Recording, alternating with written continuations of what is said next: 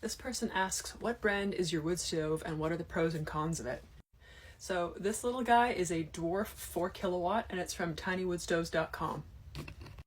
So I actually love this little guy. There's not really a lot of cons to it. I think with any small wood stove, one of the problems you run into is the fact that it's just a small wood stove. So you're limited in the size of the pieces of firewood you can put in there, which means that your burns aren't going to be quite as long as they would be for a larger stove. So we find that generally this little guy will kind of go out in the middle of the night and then you either have to wake up to stoke it with some more wood or just start a new fire in the morning. And honestly, that's not that big of a deal. I mean, you just get bundled up and then start another fire first thing in the morning.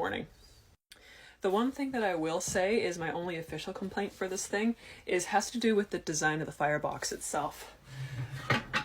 So when you open this guy up, they have the whole thing open for cleaning. So this is the ash pan.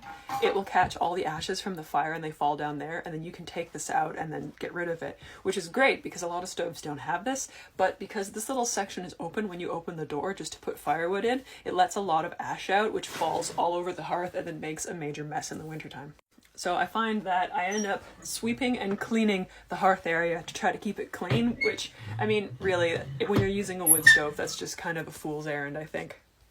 And then the only other thing I have to say, there we go, take my camera off, is the top of the wood stove here, it isn't really big enough to cook anything on. I've got one tiny little pot that'll fit on there, so if I need to warm up some canned soup, that works all right. But otherwise, it's not really great for cooking if that's something that you're interested in.